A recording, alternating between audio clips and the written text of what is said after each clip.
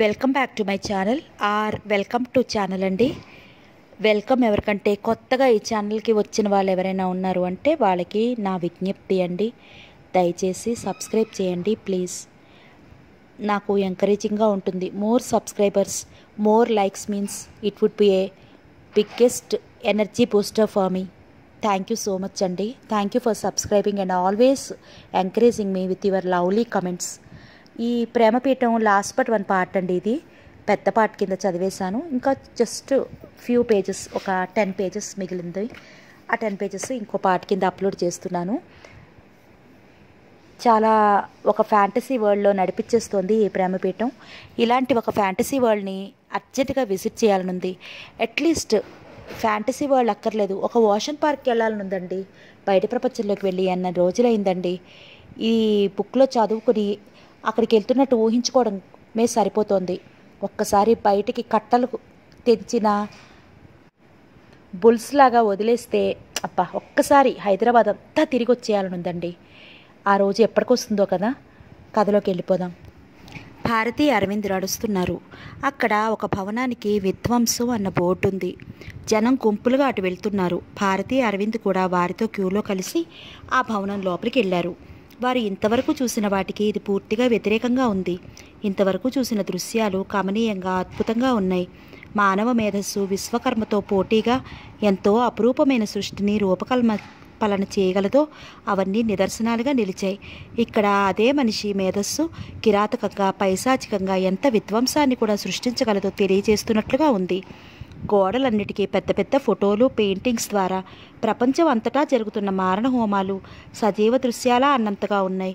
ఒక చోట యుద్ధ బీభత్సం, మరో చోట మత వైషమ్య వికటాట్టహాసం, ఇంకో చోట కాందిశీకుల ఒంటరితనం. ఒక పెద్ద హాల్లో జనం వేచి చూస్తున్నారు. ఆ హాలు మధ్యలో పెద్దగా ఉన్న ఒక గాజు మందిరం గోపురం అంత ఉంది. దాని చుట్టూ ఎవరూ దగ్గరగా వెళ్లకుండా గుంపులుగా దిమ్మెలు కట్టి ఇనుప చైన్ బిగించారు. ప్రయాణికులంతా ఆ చైన్ పట్టుకుని నిలబడి ఆ గాజు మందిరంలో ఆవిర్భించబోయే ఒక వినాశనకర దృశ్యం కోసం తిలకిస్తున్నారు. అది రోజుకు ఒకసారే కనిపిస్తుంది, సరిగ్గా 12 గంటల సమయానికి. అక్కడ హాల్లో పెద్ద గడియారం ఉంది. దాని ముళ్ళు టక్ టక్ మని శబ్దం చేస్తున్నాయి. పెద్ద ముళ్ళు 12 దగ్గర వేచి చూస్తున్నా చిన్న ముళ్ళు దగ్గరగా వస్తోంది. దాన్ని సమీపించింది. దానిలో కలిసి ఒకటిగా మారింది. గడియారం 12 గంటలు టంగు టంగున కొట్టింది. అందరూ ఆతృతగా గాజు మందిరం వైపే చూస్తున్నారు. గాజు మందిరంలో అడుగు నుంచి మెల్లగా ఒకటి పైకొచ్చింది. అది చిన్న ఊరు. జనం మామూలుగా పనులు చేసుకుంటున్నారు. ఇంతలో పైనుండి ప్లేన్ ఒకటి వెళ్ళింది. అందులో నుండి బాంబు పడింది. ఒక్కసారి పెద్ద పెట్టున విధ్వంసపు చప్పుడు. గుండెలు అదిరిపోయేలా హాలంతా ప్రతిధ్వనించింది. అందరూ ఉలిక్కిపడి పక్కవారి చేయి పట్టుకున్నారు. ప్లేన్ వెళ్ళిపోగానే గాజు మందిరంలో మధ్యగా పుట్టగొడుగు ఆకారంలో మృత్యుధూళి మెల్లగా పైకి లేచింది. చుట్టుపక్కల పనిపాటలు చేసుకుంటున్న జనం మాడి మసైపోయారు. ఆ పుట్టగొడుగు మీద అక్షరాలు వెలిగాయి: హిరోషిమా విధ్వంసం, మానవ చరిత్రలో చీకటి దినం. అందరూ నిర్విన్నులైనట్లుగా నిలబడి ఉన్నారు.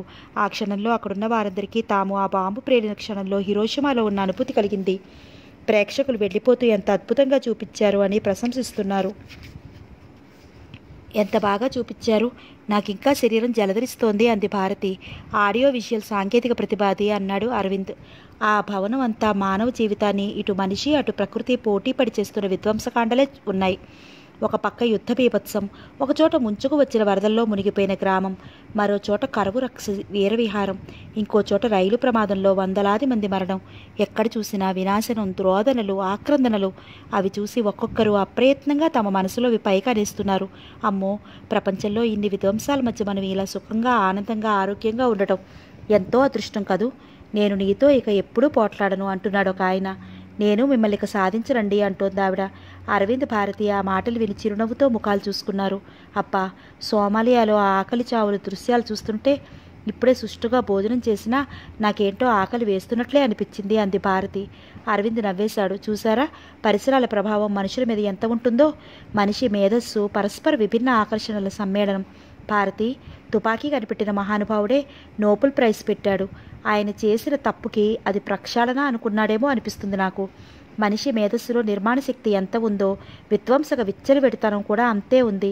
మనిషి కంటే విచిత్రమైన శక్తి ఈ సృష్టిలో ఇంకోటి లేదేమో. అరవింద్, భారతి నడుస్తున్నారు. టైం చకచకా అయిపోతోంది. రోజులు ఇట్టే గడిచిపోతున్నాయి. వారికి ప్లెజర్ ఐలాండ్ పట్ల ఆసక్తి, అభిమానం రోజురోజుకి పెరిగిపోతోందే తప్ప తగ్గటం లేదు. అందరిలోనూ ఒకటే ప్రశ్న, ఈ కొద్ది రోజులలో అంతా చూడగలమా? మళ్ళా ఇక్కడికి రావటం అంటే ఎంత ఖర్చు? అరవింద్ భారతి వంక చూస్తున్నాడు. భారతి సీరియస్గా మౌనంగా ఉంది. ఏంటి ఆలోచిస్తున్నారు? నా పిల్లలు గుర్తొస్తున్నారు. పిల్లలా? ఆశ్చర్యంగా చూశాడు. భారతి అతని ముఖంలో భావం చూసి ఫక్కుని నవ్వింది. నా స్కూల్ పిల్లలండి. అవును, వాళ్ళు నా పిల్లలే. నేను ఎక్కడికి వెళ్ళినా ఏది చూసినా వారికి చెప్పాలనిపిస్తుంది. ఎంత ఆసక్తిగా వింటారో తెలుసా? నేను చాలా లక్కీ కదూ. 320 మంది పిల్లలకి పెంపుడు తల్లిని అంది. వారు గుర్తురాగానే భారతి ముఖం ఆనందంతో దీప్తివంతమైంది. వారు ఆమెకి ఎంత అపురూపమో ఆ చెప్పటంలోనే తెలుస్తోంది. వాళ్ళంతా నా రాక కోసం ఎదురు చూస్తూ ఉంటారని నాకు తెలుసు అంది. మీరు చాలా అదృష్టవంతులు అన్నాడు. నేను అప్పుడప్పుడు అదే అనుకుంటాను అంది. భారతిలో ఒక విశేషం ఉంది. ఆమె ప్రవర్తన, మాట, ఆ మంచితనం వల్ల ఎదుటివారు రిలాక్స్ అయ్యి తమ మనసు విప్పి మాట్లాడే చనువిస్తుంది. భారతితో తనకి ఈ పరిచయం చూస్తుండగానే గాఢంగా అల్లుకుపోసాగింది. ఈ ప్రయాణం 4-5 రోజుల్లో ముగింపుకు వస్తోంది. ఈ ఐలాండ్ వదిలి వెళ్తే ఎవరికి వారు మిగిలిపోతాయేమో. ఆ ఆలోచనలు అతని కళ్ళల్లో నీలి నీడలుగా కనిపించసాగింది. నన్ను అడిగారు సరే, మీరేంటి ఆలోచిస్తున్నారు అంది. మనం వెళ్ళిపోవలసిన రోజులు దగ్గరికి వస్తున్నాయి కదా. అవును అంది భారతి. అరవింద్ మాట్లాడలేదు. భారతి చుట్టూ ఆ ఐలాండ్ని కలే చూస్తూ, ఇది ఒక ప్రత్యేక ప్రపంచం. ఎవ్వరూ దీని మీద ఎల్లకాలము ఉండలేరు. నాకిది అసలైన జీవితంలా అనిపిస్తోంది. మన జీవితం కూడా ఈ ఐలాండ్ లాంటిదే. కొద్ది రోజులు గడిపి వెళ్ళిపోవలసిందేనా అంది. భారతి అరవింద్ సీరియస్గా చూస్తున్నాడు. ఏమిటి? విడిపోవలసిన పరిచయాలు అసలు లేకుండా ఉంటే ఎంత బాగుంటాయి కదూ. భారతి సమాధానం చెప్పలేదు. ఈ ఐలాండ్ని వదిలి వెళ్ళినా మనం కలుసుకోవచ్చు, మాట్లాడవచ్చు. కానీ అది చాలా సహజంగా ఇలా ఉండదు. నాకు తెలుసు, చాలా కృత్రిమంగా ఉంటుంది అన్నాడు. ఇంతలో దూరం నుంచి బావా అంటూ అరుపులాంటి కేక వినిపించింది. అరవింద్ తిరిగి చూశాడు. ప్రజ్ఞ పరిగెత్తు వచ్చింది. బావా చప్పున చేయి పట్టుకుంది. ఎన్నాళ్ళైంది నిన్ను చూసి అంది. అరవింద్కి ఆశ్చర్యంతో తల తిరిగిపోయింది. ప్రజ్ఞేనా ఇలా మాట్లాడేది? సాయంత్రం అవుతోంది. ఎదురుగా సముద్రం అలల మీద సూర్యాస్తమయం కనిపిస్తోంది. అమృత హోటల్ రూమ్ డ్రెస్సింగ్ టేబుల్ ఎదురుగా నిలబడి తన ప్రతిబింబం చూసుకుంటోంది. అమృత హోటల్ రూమ్ డ్రెస్సింగ్ టేబుల్ ఎదురుగా నిలబడి తన ప్రతిబింబం చూసుకుంటోంది. ఇదివరకు ఎన్నడూ ఉండే కృత్రిమమైన చిరునవ్వు పోయింది. పెదవుల మీద చిరుకోపం కదులుతోంది. కళ్ళు ఆనందం నాట్యం చేస్తున్నాయి. 4 రోజుల నుంచి తను, మోహన్ బయటికి వెళ్లకుండా ఈ రూమ్లోనే గడిపారు. అమృత, మనిద్దరి జీవితాలు దాదాపు ఒకే రకంగా ఉన్నాయి. నీతో స్నేహం కలిపిన ఈ చెయ్యి ఎప్పుడూ విడిపోదు అన్నాడు మోహన్. నాకు ఏదైనా సంపాదన దొరికితే ఈ మోడలింగ్ వదిలేస్తాను. మనిషి క్షణక్షణం అసహించుకునే తన వృత్తి మీద జీవనాధారం కావటం ఎంతో భయంకరం కదూ అంది. భయంకరం కాదు, భయంకరమైన విషాదం. నువ్వు ఉద్యోగం లాంటిది చేస్తే ఈ లైఫ్ స్టైల్ మార్చుకోవాల్సి వస్తుంది. మోహన్, నేనెప్పుడూ ఇది కావాలని కోరుకోలేదు. నేను ఎంతటి సింపుల్గా బతుకుతానో చెప్తే నువ్వు ఆశ్చర్యపోతావు. నాకు ఈ సుఖాల్లో సంతోషమే లేదు. ఈ ఖైదు నుంచి బయటపడితే చాలు. 24 గంటలు ఒక మనిషి పడక నీడను బ్రతుకుతాం కంటే నువ్వుగా స్వేచ్ఛగా ఉండటంలో ఆనందం ఎంత అమూల్యమైనదో నాకు తెలుసు మోహన్. కానీ నాకు ఆయన గురించే భయం అంది. వాళ్ళ ముందు మనం జాగ్రత్తగా ఉందాం. ఈ ఐలాండ్ వదిలి వెళ్ళగానే మనం విశాఖపట్నం పాండురంగ గుడిలో పెళ్లి చేసేసుకుందాం. ఒకసారి భార్యాభర్తలైన తర్వాత కనీసం కలిసి పోరాటానికైనా మనం దగ్గరగా ఉండొచ్చు. అమృత కళ్ళల్లో నీళ్లు ఉలికాయి. మోహన్ అంది. మోహన్ అమృత తల మీద చేయి వేశాడు. అమృత అతని భుజానికి తల ఆనించి కళ్ళు మూసుకుంది. ప్లెజర్ ఐలాండ్ ఒక చల్లని తల్లి నాకు నీ అండని ప్రసాదించింది. మేము జన్మలో ఊహించలేని విషయం రోజుల్లో సాధ్యం అవుతోంది మోహన్. నా కృతజ్ఞతలు ఎలా చెప్పాలి నీకు? కృతజ్ఞతలా? వద్దు, నేనే నీకు చెప్పాలేమో. ఇది నీకోసం నేను చేస్తున్న పోరాటం కాదు, నా స్వేచ్ఛ కోసం నేను చేస్తున్న పెనుగులాట. పెళ్లి గురించి నేను ఎప్పుడూ ఆలోచించలేదు. ఇంకో అమ్మాయిని చేసుకోవడం అంటే ఈ బాధని మూట కట్టి ఆమె మెడకి కట్టడమే అనుకున్నాను. కానీ భగవంతుడు నాకు దయతలిచి అవకాశం ఇచ్చాడు. మోహన్, అమృత ఇంకేం చెప్పలేకపోతోంది. మనిద్దరం ఇక దూరంగానే ఉందాం. వారికి అనుమానం రానియటం క్షేమం కాదు. అలాగే, జాగ్రత్తగా ఉండు హెచ్చరించాడు. అమృత తల ఊపింది. మోహన్ జ్ఞానేశ్వరీదేవి దగ్గరికి వెళ్ళిపోయాడు. అతని క్యారిడార్ చివరి వరకు పంపి అమృత రూమ్కి తిరిగి వచ్చింది. ఆమెకి ఈ ప్లెజర్ ఐలాండ్ తిరగాలని, అన్నీ చూడాలని ఏమాత్రం అనిపించడం లేదు. ఇప్పుడు 1000 ప్లెజర్ ఐలాండ్స్ ఆమె మనసులో తిరుగుతున్నాయి. అవి స్వేచ్ఛ, ఆనందం, వ్యక్తిత్వ వికాసం, స్వతంత్ర జీవనశైలి, పరువు, మర్యాద, ఎన్నెన్నో. చిన్నప్పుడు ఎప్పుడో చదువుకున్న రోజుల్లో పెళ్ళైతే రాబోయే భర్తతో ఇలా ఉంటాను, అతని కోసం ఇలా ఎదురు చూస్తాను, అతని కోసం ఈ రకంగా కమ్మటి వంట చేస్తాను. ఇద్దరం ఇలా భోజనం చేస్తాం. అలా ఒకరి భుజం మీద మరొకరు తలానించుకుని కూర్చుని ఇష్టమైన పుస్తకం చదువుకుంటాం. మృతజీవులు అయిపోయాయి అనుకున్న ఆ ఆలోచనలన్నీ మళ్ళీ కొత్త ప్రాణం తీసుకుని ఊపిరి తీసుకుంటున్నాయి. మోహన్ వాటికి ప్రాణప్రతిష్ఠ చేశాడు. అందరూ ఈ ప్లెజర్ ఐలాండ్ ప్రయాణం అప్పుడే అయిపోతోందా అని బాధపడుతుంటే అమృతకి ఎప్పుడప్పుడు ఏ ఐలాండ్ని వదిలి వెళ్తానా అని 1000 కళ్ళతో క్షణాలు లెక్కపెట్టుకుంటోంది. ఆమె ద్వయం ముందు అందాల భావాల పాలవెల్లి పాండురంగ దేవాలయంలో సన్నాయి వాయిద్య నేపథ్యంలో మంత్రఘోషతో మోహన్ తన మెడలో అలంకరిస్తున్న తాళిబొట్టు దానికి ఎంత విలువ! తన జీవితాన్నే మార్చివేసే అర్హత కలది. తనకి నిండైన విలువగల జీవితం ప్రసాదించేది. అమృత కళ్ళు సోగగా చూస్తున్నాయి. ఆమె మనసు ఇక్కడ లేదు. పాండురంగ దేవాలయం ప్రాంగణంలో ముగ్ధ మనోహరంగా ఉంది. కూర్చున్న తను ఒక అనిర్వచనీయమైన ఆనందం పొందుతోంది. ఆ ఆనందాన్ని చిన్నాభిన్నంగా ధ్వంసం చేసేస్తున్న కాలింగ్ బెల్ మోగింది. అమృత ఉలిక్కిపడింది. మోహన్ మళ్ళీ వచ్చాడా? గబగబా నైట్ గౌన్ లేసి ముడివేసుకుంటూ వెళ్ళి తలుపు తీసింది. 1000 వెన్నెలలు కురిపిచ్చేస్తున్న చందమామలా చూస్తున్న అమృత ముఖంలో భూతాన్ని చూసిన చిన్నపిల్లల నవ్వు ఎగిరిపోయింది. ముఖం పాలిపోయింది. ఎదురుగా వ్యాఘ్రమూర్తి నిలబడి ఉన్నాడు. అమృతకి ఎంత ప్రయత్నిస్తున్నా ముఖం మీదకి నవ్వు రావటం లేదు. ఆయన అలవాటు ప్రకారం లోపలికి వచ్చి తలుపు గడియ వేశాడు. అమృత దూరంగా వెళ్ళి సోఫా వెనుక నిలబడింది. నేను దగ్గరగా చూసి మాట్లాడి యుగాలైనట్లుంది అన్నారాయన. ఆయన బాగా కోలుకున్నాడు. దాదాపు మామూలు మనిషిలా ఉన్నాడు. అమృత ఆయననే చూస్తోంది. కళ్ళల్లో కసి, అసహ్యం, నిస్సహాయత్వం. మోహన్ వెళ్ళేటప్పుడు ఎంతో చెప్పాడు. జాగ్రత్తగా ఉండు సుమా, ఇప్పుడే దొరికిపోయావంటే మనల్ని వాడు బతకనియ్యడు. ఏమిటి అలా నిలబడ్డావు? కూర్చో అన్నాడైన. అమృత కూర్చోలేదు. ఆయనని తన్నాలనిపిస్తోంది. గోడతో కనుగుట్లు పెరికేలా పీకేయాలనిపిస్తోంది. భగవంతుడు ఈయనని చంపేయకుండా ఎందుకు బ్రతికించాడు? తన చేతులతో చావటానికా? ఏంటి అలా చూస్తున్నావు అన్నాడు. ఏం లేదు అంది. ఏం లేదా? ఆయన అమృతను నఖశిఖ పర్యంతం పరీక్షిస్తున్నాడు. ఇలా దగ్గరగారా, నీకో మంచి మాట చెప్తాను అన్నాడు. నాకేం వద్దు. అమృతలో తెగింపు వచ్చేసింది. ఇదివరకు తను ఒంటరిది. ఈ ప్రపంచం అంతా ఆయన పంజా కింద ఉన్నట్టే భీతి కలిగేది. ఇప్పుడు అలా కాదు. ఆయనకి తనకి మధ్య మోహన్ ఉన్నాడు. మోహన్ తనవాడు, తన బాధ అర్థమైనవాడు. అమృతకి ఈ క్షణంలో వ్యాఘ్రమూర్తిని చూస్తుంటే కాస్త కూడా భయం వేయట్లేదు. నువ్వు నన్నేం చెయ్యలేవో అని అరవాలనిపిస్తోంది. మంచినీళ్ళు కావాలి ఆయన ఆజ్ఞాపిస్తున్నట్లుగా అన్నాడు. అంతలో కాలింగ్ బెల్ మోగింది. అమృత ముఖం మీద చిరు చెమటలు అలుముకుంటున్నాయి. ఆయన అమృత వైపు ఆశగా చూశాడు. అమృత ఆయన చూపులను లక్ష్యలేనట్టే నడిచి వెళ్ళి తలుపు తీసింది. మోహన్ లోపలికి వచ్చాడు. తలుపులు చేత్తో వెనక మూసేస్తూ, సారీ డియర్, నా రూమ్కి ఇక్కడే మన తిండి కింద మర్చిపోయాను అంటూనే అమృతను దగ్గరికి తీసేసుకుని గాఢంగా హత్తుకుంటూ ఐ లవ్ యూ అదే మళ్ళీ మళ్ళీ చెప్పాలనిపించి వచ్చాను అన్నాడు. అమృత పెనుగులాడలేదు, విడిపోలేదు. అతని కౌగిలిలో అలాగే ఉండిపోయింది. ఇంతలో గదిలో హఠాత్తుగా లైటు వెలిగింది. మోహన్ అమృతని వదిలేశాడు. అతను నిర్విణ్ణుడయ్యాడు.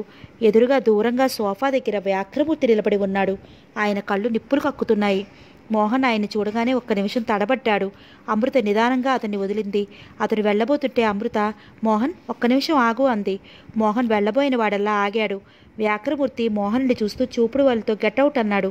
అమృత ఆయన వైపు అపరకాళిలా చూసింది. మీరు మర్యాదగా మాట్లాడండి. అమృత అరిచారాయన. మీరు మర్యాదగా నా గదిలోంచి బయటికెళ్తారా అంది. ఏమన్నావు? అమృత తలుపు వైపు చూపించింది. బయటికెళ్తారా లేక హోటల్ వారికి ఫోన్ చేయనా? నీకెంత ధైర్యం? అవును, చాలా ధైర్యం వచ్చింది. మీరు నా గదికి రావటానికి వీలు లేదు. నా ఇష్టం లేకుండా ఇక్కడ ఒక క్షణం కూడా ఉండలేరు. మన ప్రయాణ ఏర్పాట్ల ప్రకారం నేను వేరే టూరిస్టుని, మీరు వేరే టూరిస్టు. మన మధ్య సంబంధాలేమీ లేవు. నేను ఇప్పుడు హోటల్ వాళ్ళకి ఫోన్ చేసి మీరు బలవంతంగా నా గదిలో ప్రవేశించారు అని రిపోర్ట్ చేస్తే మిమ్మల్ని వాళ్ళు వెంటనే వచ్చి తీసుకుపోయి జైల్లో పడేస్తారు. ప్లెజర్ ఐలాండ్ రూల్స్ మీకు నాకంటే బాగా తెలుసు కదా. అమృత ఫోన్ పట్టుకుని చూపుడు వేలుతో నంబర్ డయల్ చేయడానికి సిద్ధంగా ఉంది. వ్యాఘ్రమూర్తి చూపులకు శక్తి ఉంటే ఆ క్షణంలో అమృత మాడి మసై ఉండేది. మర్యాదగా ఒక్క క్షణంలో బయటికెళ్ళండి అంది. నువ్వేం చేస్తున్నావో నీకు తెలుసా? ఆయన హుంకరించాడు. తెలుసు. ఇన్నాళ్ళు మీరు పులి, నేను మేకని. ఇప్పుడు అర్థమైంది, నేను మనిషిని, మీరు ఒట్టి కాగితం పులి అని. నోర్ ముయ్. ఆయన ఏదో అనబోతున్న వాడల్లా అమృత నంబర్ తిప్పుతున్నట్లు చూసి గతుక్కుమన్నట్లు ఆగిపోయాడు. సరే అంటూ పెద్ద పెద్ద అంగలతో వెళ్ళిపోయాడు. వెళుతూ మోహన్ దగ్గర ఒక సెకన్ ఆగి, ఈ నిర్వాకానికి నువ్వు అనుభవిస్తావు అనేసి వెళ్ళిపోయాడు. ఆయన వెళ్ళిపోయిన తర్వాత మోహన్ తలుపు దగ్గరికి వేసి ఇంకా ఫోన్ పట్టుకుని అలాగే నిలబడిన అమృత దగ్గరికి వచ్చాడు. ఇంకా ఫోన్ పెట్టే అన్నాడు చేతిలో నుంచి తీసుకుని క్రెడిల్ మీద పెడుతూ. ఆయన వెళ్ళిపోయారా? వణుకుతూ అడిగింది. అదేమిటి, హోటల్ యాజమాన్యం వారికి ఫోన్ చేస్తానన్నావుగా? అంత మాట అన్నానా? అమృత, సందేహంగా పిలిచాడు. నాకు అసలు ఆ ఫోన్ నెంబర్ తెలియదు. నిజంగానా? నిజంగా అంటూనే అమృత తూలి పడిపోతుంటే మోహన్ పట్టుకున్నాడు. అమృత మూర్ఛపోయింది. మోహన్ నీళ్లు తెచ్చి ముఖం మీద చల్లాడు. అమృత కళ్ళు విప్పింది. సోఫాలో మోహన్ ఒడిలో తన తల ఉంది. ఇక్కడికి ఆయన ఏమైనా వచ్చారా? నీరసంగా అడిగింది. మోహన్ జరిగింది చెప్పాడు. అమృత గబాలను లేచి కూర్చుంది. మోహన్, నాకు అంత ధైర్యం ఎలా వచ్చింది? ప్రమాదంలో చిక్కిన మనిషికి వచ్చే తెగింపది. నీలో ఆ ధైర్యం స్వతహాగా ఉంది. ఆంజనేయ స్వామిలా నీ బలం నీకు తెలియలేదు. ఇప్పుడెలా? ఏం లేదు, మనం ఇంకా ఈ రూమ్లో ఉండొద్దు, జనంలో కలిసిపోదాం. అమృత త్వరగా డ్రెస్ మార్చుకొచ్చింది. ఇద్దరూ వచ్చేస్తుంటే అమృత ఒక్కసారి వెనక్కి తిరిగి గదంతా కళ్ళతో కలిగి చూసింది. ఏంటి అన్నాడు. మన లిటిల్ ప్లెజర్ ఐలాండ్ కదూ ఇది? గుడ్ బై డార్లింగ్ అంది ప్రేమగా వీడుకోలు చెప్తూ. క్రింద ఎక్కడైనా తిరిగితే వాళ్ళు ఎదురవుతారు. మనం స్కై వాక్ చుట్టానికి వెళ్దాం పదా అన్నాడు మోహన్. ఇద్దరూ చెయ్యి పుచ్చుకుని లిఫ్ట్ వైపు పరుగు తీశారు. మీరు ఆవేశపడి చేయగలిగింది ఏం లేదు. మీరు మొన్ననే సుస్థి పడి లేచారు. ముందు మీ ఆరోగ్యం చూసుకోండి అంది జ్ఞానేశ్వరీదేవి. వాళ్ళకి ఎంత ధైర్యం అంటున్నాడాయన. ఆ ధైర్యం మన ముందే వాళ్ళు నేర్చుకున్నారు. మన నుంచే వాళ్ళు నేర్చుకున్నారు. మట్టిలో పడి ఉండవలసిన వాళ్ళని తెచ్చి వాళ్ళకి మెరుగుపట్టి ఒక అర్హతా రూపం కల్పించి మనంతటి వారిగా మనం విలువ ఇచ్చినట్లుగా మనతో తిప్పుకున్నాం. మనకు తెలియకుండానే వారికి ట్రైనింగ్ ఇచ్చాం. మనకి నచ్చారనే మోజులో వ్యామోహంతో మన విషయాలు దగ్గరగా పరిశీలించే అవకాశం ఇచ్చాం. మనం కల్పించిన అవకాశమే వారు మన మీద ఆయుధంగా తిప్పుతున్నారు. ఇది మానవ నైజం, లోక సహజం. మనం ఎప్పుడూ ఇంటి గోడల బయట నుంచి వచ్చే ఆపదల గురించే ఆలోచిస్తాం, జాగ్రత్తలు తీసుకుంటాం. ఇంట్లో జరిగే ప్రమాదాల గురించి స్పృహకి రాదు. చూస్తూ ఊరుకోవడం నా వల్ల కాదు. ఐ విల్ కిల్ దెమ్ అన్నాడు ఆయన. దానివల్ల మీ పరువు బజారును వేసుకోవడమే అవుతుంది తప్ప ఇంకేం కాదు. నేను వారికి పాఠం చెప్పకుండా ఊరుకోలేను. మనం వద్దు అనుకున్న మనుషుల గురించి అంతవరకు ఆలోచించడం కూడా అనవసరమని నా అభిప్రాయం. వారికి ఉండే సానుభూతి పరులు వారికి ఉంటారు. మనల్ని రచ్చ చేయటం వలన వారికి ఎక్కువ లాభం లేనందున మనిషిని నమ్మినట్లు నటిస్తాను తప్ప సంపూర్ణంగా నమ్మను. నమ్మితే ఇదిగో ఇలా ఊబిలో దిగబడటమే. మోహన్ నా దగ్గర ఉంటే నాకు అనువుగా ఉండాలి, లేకపోతే వెళ్ళిపోవాలి. వెళ్ళిపోయిన మనిషి ఎక్కడున్నాడు, ఏం చేశాడు అన్న విషయం నాకు అనవసరం. ఈ లోకంలో మనం కావాలనుకుంటే మోహన్, అమృత లాంటి వాళ్ళు చాలామంది ఉన్నారు. ఆవిడ ధీమాకి అతను ఆశ్చర్యపోయాడు.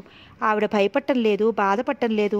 ఉక్కు మనసున్న మనిషిలా దానికి పెద్ద ప్రాధాన్యత లేనట్టు తీసేసింది. ఇదేలా సాధ్యం? కొన్నాళ్ళుగా ఒక మనిషితో కలిసి ఉండి ఆ మనిషి తెంచుకుపోతానంటే అలా మౌనంగా ఉండటం ఎలా సాధ్యం? జ్ఞానేశ్వరీదేవి నిర్లిప్తంగా చెప్పింది. మనం ఈ ఐలాండ్ని వదిలి వెళ్లాల్సిన రోజులు దగ్గరికి వచ్చేస్తున్నాయి. నేను స్కై వాక్ ఒకటి చూడాలనుకుంటున్నాను. మీరు వస్తున్నారా అంది. నాకు ఇప్పుడు దేని మీద ఆసక్తి లేదు అన్నాడు ఆయన. ఆయన శరీరంలో రక్తం ఇంకా మరుగుతున్నట్లుగా ముఖం మీద చెమటలు ఉండి వస్తున్నాయి. అమృతకి ఎంత ధైర్యం! నన్ను పోలీసులకు పట్టిస్తానంటుందా? పోలీసులకి? అదే ఈ ఐలాండ్ కాకుండా బయట అయితే ఆ మాట అనగలదా? అక్కడ అందరినీ తను మేనేజ్ చేయగలడు. ఇక్కడ ప్రయత్నిస్తే చేయగలడు. కానీ ఈ ఐలాండ్ వారి చెడ్డ డిసిప్లిన్ ఒకటి ఉంది. ముందు రిపోర్ట్ రాగానే తీసుకుపోయి జైల్లో పారేసి తర్వాత విచారణ మొదలు పెడతారు. అమృతకు తను ఉపయోగించిన పేక ముక్కను తన మీదకే విసిరేసింది. నువ్వు నేను వేరు టూరిస్టులు అంది. మీరు 10 నిమిషాల్లో రెడీ అవ్వండి, నేను రెడీ అవుతాను. మనం స్కై వాక్ చుట్టానికి వెళ్దామంది. వ్యాఘ్రమూర్తి తప్పనిసరిగా అక్కడి నుంచి లేచి తన గదికి వెళ్ళాడు. అతడికి కుండడి విషం తాగినంత బాధగా ఉంది. 1 గంట వ్యవధిలో 2 ఆడవాళ్ళ చేత తను మెసేజ్ చేయబడినట్లు వారి ఆజ్ఞలకి తలవంచాల్సి వచ్చింది. అతడిలో అహంకారం బుసలు కొడుతోంది. కానీ కాటేసే మార్గమే లేదు. ఆయనకి అది చాలా హైరాణగా ఉంది. చాచి దెబ్బ కొట్టగల మనిషి చేయి కట్టేసినట్లు, ఈడ్చి కాలుతో తన్నగల వ్యక్తి కాలు కీలు విరిచేసినట్లుగా ఉంది. ఆయన ఏనాడూ ఎరుగని ఒక భయంకర అనుభవం ఇది. తనలో చేతకానితనం, ఒక అవిటితనం. జ్ఞానేశ్వరీదేవి ఖరీదైన చీరా జాకెట్ ధరించి ముత్యాల సెట్టు నగలు ధరించింది. పఫ్తో పౌడర్ ముక్కు అంచులకి సరిగ్గా అద్దుకుంటూ ముఖం అటు ఇటు చూస్తోంది. వ్యాఘ్రమూర్తి ముందు అసలు బయటపడలేదు. ఆ విషయం గట్టిపరకలా తీసివేసినట్లు మాట్లాడింది. కానీ ఆయన చెప్పిన మాటకి ఆమె గుండెలో అగ్నిపర్వతం బద్దలైంది. మోహన్ తన కళ్ళ ఎదుట తనని ఇంత మోసం చేస్తాడా, ఇంత తెగిస్తాడా? గత 5 రోజులుగా అతను కడుపు నొప్పితో విశ్రాంతి కావాలి అని గదిలోనే ఉంటానని నాకు చెప్పి తప్పించుకున్నాడు. కాలింగ్ బెల్ మోగింది. జ్ఞానేశ్వరీదేవి టైం చూసుకుంది. వ్యాఘ్రమూర్తి 5 నిమిషాలు కాకుండానే మళ్ళా తిరిగి వచ్చినందుకు ఆవిడ కనుబొమ్మలు చిరాగ్గా ముడివేసింది. వెళ్ళి తలుపు తీసింది. ఎదురుగా మోహన్ నిలబడి ఉన్నాడు. 1 నిమిషం ఒకరినొకరు చూసుకున్నారు. ఆవిడ మనసులో భావం ఆంతర్యం అడుగుకి తోసేసింది. మోహన్, నువ్వా? రా, ఇప్పుడే నీ గురించి అనుకుంటున్నాను. నీ కడుపు నొప్పి ఎలా ఉంది? తగ్గింది మేడం. నేను స్కైవాక్ చూడటానికి వ్యాఘ్రమూర్తి గారితో కలిసి వెళ్తున్నాను. ఆవిడ తలుపు వేయటానికి తలుపు మీద చెయ్యానిచ్చింది. నేను నేను మీతో ఒక విషయం మాట్లాడాలి. అతని గొంతు అర్థిస్తున్నట్లుగా ఉంది. ఏమిటి, అర్జెంటా? అవును మేడం. నా ఫైల్స్లో అర్జెంట్ అన్నవి ఎప్పుడూ నాకు తెలిసినంత వరకు ఏమీ లేవు. నా పర్సనల్ విషయం మాట్లాడాలి. నేను బయటికి వెళ్ళే పనిలో ఉన్నాను. ఇప్పుడు అంత తొందర? అవును. ఆవిడ తలుపుకు అడ్డం తొలగి దారి ఇచ్చింది. ఆమె లోపలికి వచ్చింది. అతను లోపలికి వచ్చాడు. ఆమె అక్కడున్న కుర్చీలో కూర్చుంది. కుర్చీలో వెనక్కి ఆనుకుని కాలు మీద కాలు వేసుకుని ఒక అరచేతిలో మరో చెయ్యి ఆనించి కూర్చుని మౌనంగా వేచి చూస్తోంది. అతను కుడి చేయి గుప్పిటి మూస్తూ తెరుస్తూ కాస్త తల ఉంచుకుని నిలబడ్డాడు. ఆ క్షణంలో ఆమె ఒక జడ్జీలాగా, అతను ఒక ముద్దాయిలా ఉన్నాడు. అతను వెంటనే చెప్పలేకపోతున్నాడు. కొద్దిసేపు వేచి చూసిన ఆమె, నాకు ఎక్కువ టైం లేదు అంది. మేడం. అతను మళ్ళా ఆగిపోయాడు. అతను నిటారుగా కూర్చుని నిశ్శబ్దంగా అతని వైపు చూస్తోంది. ఆ చూపులు కత్తుల మొనల్లా వచ్చి అతని ధైర్యాన్ని చీల్చి ముక్కలు చేస్తున్నాయి. ఆమె ముఖం ఏమిటి ఆలస్యం అన్నట్లుంది. మేడం, నేను పెళ్లి చేసుకోవడానికి నిశ్చయించుకున్నాను అన్నాడు. ఆవిడలో ఏమాత్రం చలనం లేదు. గుడ్, కంగ్రాచులేషన్స్ అంది. మేడం, మీరే కొద్ది రోజులుగా నన్ను పెళ్లి చేసుకోమని అంటున్నారుగా, అందుకని తొందరపడి ఈ నిర్ణయానికి వచ్చేసావా? అతను జవాబు చెప్పలేకపోయింది. నేను పెళ్లి చేసుకోమన్నాను, కానీ తొందరపాటు నిర్ణయాలు చెయ్యమనలేదు. అయినా ఈ ఐలాండ్లో నిన్ను అంత వేగంగా పెళ్లి వైపు లాక్కెళ్తున్న అమ్మాయి ఎవరు? ఆమె చాలా అసాధ్యురాలై ఉంటుంది. అతను ఎంతో ధైర్యంగా ఉండాలని వచ్చాడు, కానీ అది చుట్టుపక్కల లేకుండా పారిపోయింది. ఏమిటి ఆ అమృతలో నీకు కనిపించిన విశేషం? అతను ఉలికిపాటుగా తలెత్తి చూశాడు. ఆ అమ్మాయి ఎవరో నీకు తెలుసా? వ్యాఘ్రమూర్తి తన గర్ల్ ఫ్రెండ్. నేను లాక్కుపోతే ఊరుకుంటాడని అనుకుంటున్నావా? ఆయనని తక్కువ అంచనా వేయకు. అమృత తనే ఇష్టపడింది. ఆమె ఇష్టపడవచ్చు, కానీ ఆమె జీవితం. నేను నిన్ను పెళ్లి చేసుకోమని అన్నది ఒక సచ్చరిత్ర గల అమ్మాయిని చూసి గౌరవంగా కుటుంబం ఏర్పరచుకోమని అన్నాను. నువ్వు హడావుడిగా ఈ బజారు రకంతో పెళ్ళి అని గొయ్యలో దూకుతున్నావు. మేడం అరిచాడు. అతనికి ఆవేశం వచ్చింది, రోషం కలిగింది. మేడం, అమృత బజారు మనిషి అయితే నేను? గుండెల మీద చెయ్యి ఆనించుకుని అడిగాడు. నేను కూడా అంతేగా. ఒక సచ్చరిత్ర గల అమ్మాయి నన్నెలా చేసుకుంటుంది? ఆ అమ్మాయిని తెలివిగా మోసం చేయమంటారా? అంతేనా? అమృత బజారు మనిషి ఎలా అయిందో ఒకసారి చెప్పండి. ఆమెను అలా చేసిన వాళ్ళని మీరు ఈ మాట అనగలరా?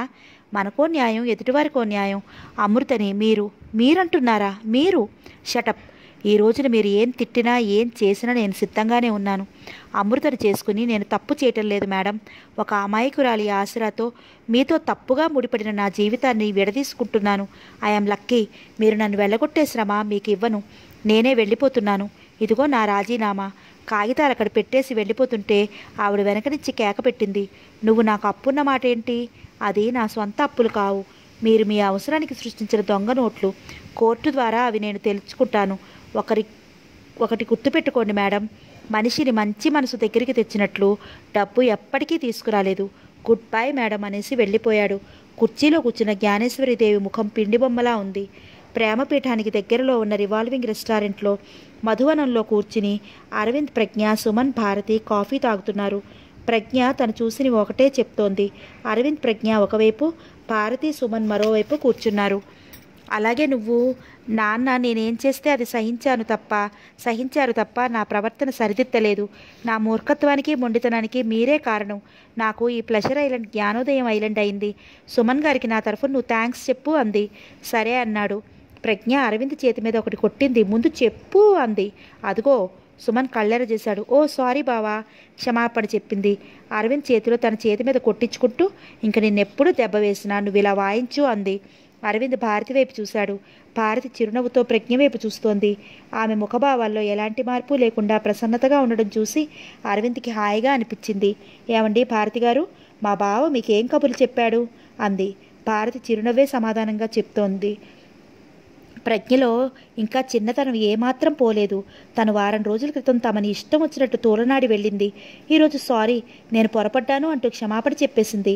ఆమె తొందరపాటులో ఆవేశం ఎంత వేగమో పశ్చాత్తాపము అంతకు రెట్టింపు వేగమే. భారతికి ప్రజ్ఞ ఈనాడు బాగా అర్థమైంది. అందుకే రెస్టారెంట్లో వచ్చి కూర్చుంటూ మా బావ పక్కన నేను కూర్చుంటాను అంది. భారతి ఏమీ అనుకోలేదు. సుమన్ కూడా ఏమీ అనుకోలేదు. సుమన్ కాఫీ రాగానే పాట్లో నుంచి కప్పులో పోసి భారతికి స్వయంగా ఇస్తుంటే ప్రజ్ఞ గబాలను లాక్కుంది. ఇటు ఇవ్వాల్సింది అటు ఇస్తావేంటి అంది. ప్రజ్ఞ ఏయ్ అంటూ వేలు చూపించింది. వెంటనే కప్పు పట్టుకుని లేచి, భారతి గారు మీరు ఇటు వచ్చి కూర్చోండి, నేను సుమన్ పక్కన కూర్చుంటాను అంది. భారతి సుమన్ వైపు చూసింది. సుమన్ తనకేం పట్టనట్లు విజిల్ మీద పాడుతూ కొద్దిగా ఊగుతూ బయటికి చూస్తున్నాడు. రెస్టారెంట్ పై అంతస్తులో ఉంది. ఎదురుగా ప్రేమపీఠం భవనం అందంగా హుందాగా వాస్తుశిల్ప హోయలు చిందిస్తూ ఉంది. సుమన్కి ప్రేమపీఠం పై అంతస్తు దాటి ఆ బారున ఉన్న ఆరు బయట ప్రజ్ఞతో కలిసి డాన్స్ చేసిన దృశ్యం గుర్తుకు వచ్చింది. జీవితంలో ఫన్ అంటే అది. ప్రజ్ఞ అల్లరిలో తనకి దీటైన మనిషి. తను పాడుతూ పిట్టగోడ మీద గంతులు వేస్తుంటే ప్రజ్ఞ గట్టిగా చేతులతో నడుం పట్టేసుకుని కౌగిలించుకుని, చచ్చిపోతావు సుమన్, మనిద్దరం పెళ్లి చేసుకోవాలి, మనకి పిల్లలు పుట్టాలి అంటూ చేయి పట్టి కిందకి లాగి దూరంగా ఈడ్చుకెళ్ళింది. అతను భారతి వైపు చూశాడు. ఆమె ముఖం సీరియస్గా ఉంది. నో, భారతి దగ్గర అలాంటి ఆనందం అల్లరి ఎప్పుడూ దొరకదు. ఎప్పుడో అరుదుగా చిలిపిగా మాట్లాడినా చాలా సమయం భారతి చాలా సీరియస్గా ఉంటుంది. భారతి లేచొస్తుంటే కాఫీ తాగుతున్న అరవింద్ చటుక్కున కాఫీ కప్పు టేబుల్ మీద పెట్టి లేచి చేతులతో భారతిని పక్కకు తొలగించి పరుగు పెట్టాడు. అందరూ విస్తుపోయి చూస్తున్నారు. దివ్య, దివ్య అతను పిలుస్తూ వెళ్తున్నాడు. దివ్య పారిపోతోంది. అరవింద్ ఎదురుగా వస్తున్న వెయిటర్కి ఢీ ఇచ్చి వెళ్ళి ఎలాగైతే నేను దివ్యను పట్టేసుకున్నాడు. దివ్య విడిపించుకోవడానికి కోడిపెట్టలాగా గిరగిలా తన్నేసుకుంది. అరవింద్ వదల్లేదు. మణి కూడా అక్కడికి వచ్చాడు. మణి, నువ్వు కూడా వచ్చావా ఆశ్చర్యంగా అడిగాడు. మణి అరవింద్ని చూడగానే భక్తిగా నమస్కరించాడు. చేతులు కట్టుకుని నిలబడ్డాడు. దివ్య, నాతో రా, మీ తాతయ్య నీ గురించి ఎంత బాధపడుతున్నాడో తెలుసా? అరవింద్ దివ్య రెక్క పట్టుకుని వదలకుండా తన టేబుల్ దగ్గరికి తీసుకొచ్చాడు. చూడు, అందరం నీ ఫ్రెండ్స్, భారతి, ప్రజ్ఞ, సుమన్ అంటూ భారతి పక్కన బలవంతంగా కూర్చోబెట్టాడు. ఏం తింటావు? ఐస్ క్రీమ్ అంది. అరవింద్ బేరర్ని పిలిచి ఐస్ క్రీమ్ చెప్పాడు. ఎందుకు ఇలా ఇంటి నుంచి పారిపోయి వచ్చావు దివ్య? అరవింద్ అడిగాడు. నాకు ఈ ప్లెజర్ ఐలాండ్ చూడాలనిపించింది. పేపర్ తెరిస్తే ఇదే ప్రకటన, టీవీ పెడితే ఇదే న్యూస్. నన్ను తాతయ్య పంపడు. ఒకసారి అడిగితే పిచ్చి ఆలోచన చేశావంటే కీళ్ళు ఎరక్కొట్టి కూర్చోబెడతాను, స్కూల్ కూడా మానిపించేస్తాను తెలుసా అంటూ హుంకరించాడు. అందుకని తాతయ్యని మోసం చేసి నగ దొంగిలించాను. తాతయ్యని మోసగించొచ్చా అంది ప్రజ్ఞ పెద్ద మనిషిలా. తాతయ్య మరి నన్ను వద్దని అనవచ్చా? నాకేమో చాలా చూడాలని ఉంది అంది. ప్రెజర్ ఐలాండ్ చూసావు కదా, బాగుందా నీకు అంది భారతి. నాకేమీ బాగాలేదు. ఎందుకని? ఇక్కడ నేను అనుకున్నవేమీ లేవు. మా ఫ్రెండ్స్ ఏదేదో చెప్పారు, అదేమీ లేదు. ఏదేదో అంటే మనుషులు అసలు బట్టలు వేసుకోరని. దివ్య, ఐస్ క్రీమ్ తీసుకో చప్పునన్నాడు అరవింద్. అందరూ అర్జెంటుగా తలలు తిప్పి తలో పక్కకి ఏదో చూస్తున్నట్టు చూడసాగారు. అవేం లేవు, ఎక్కడా కనిపించలేదు. నాకు బోర్ అనిపించింది అంది. నువ్వు అలా చెప్పకుండా వచ్చావు. మీ తాతయ్య ఏమంటారనే భయం లేదా నీకు? ఆయనేం చేస్తారు? 2 దెబ్బలు వేస్తారు అంతేగా. తర్వాత నేను ఏడవను, ఆయనే ఏడుస్తాడు. అప్పుడప్పుడు ఆయనకి ఇష్టం లేని పనులు చేసి ఆయన కంగారు పెట్టడం, ఏడిపించడం కూడా నాకు చాలా సరదా. ఒకసారి మా ఫ్రెండ్ ఇంట్లో నేను దాక్కుని 3 రోజులు కనిపించకపోయేసరికి చూడు చూడు మజా అంది చిటిక వేస్తూ. ఇప్పుడు ఎక్కడికి వెళ్తాం మనం అంది ప్రజ్ఞ. అందరూ దివ్య మాటలు వింటుంటే ప్రజ్ఞకు చాలా విసుగ్గా అనిపించింది. స్కైవాక్ అన్నాడు సుమన్ లేస్తూ. నేను రెడీ, బావా నువ్వు అంది ప్రజ్ఞ. అరవింద్ భారతి వైపు చూశాడు. భారతి తను వస్తానన్నట్లు తలోపింది. నేను రాను అంది దివ్య. నువ్వు నాతో వస్తున్నావు అన్నాడు అరవింద్. నువ్వేంటి బాబు, నాకు ఇంకో తాతయ్యలాగా అంది దివ్య. పద మణి మాతోరా అన్నాడు అరవింద్. అందరూ స్కైవాక్ భవనం వైపు నడుస్తున్నారు. మధ్యలో భారతి పక్కగా నడుస్తూ సుమన్, ఐఎమ్ సారీ భారతి అన్నాడు. దేనికి అంది. ఒక బ్యాడ్ న్యూస్ అన్నాడు సీరియస్గా. ఏమిటి? మనం ఎంగేజ్మెంట్ క్యాన్సిల్ చేసుకోవాలని అనిపిస్తోంది.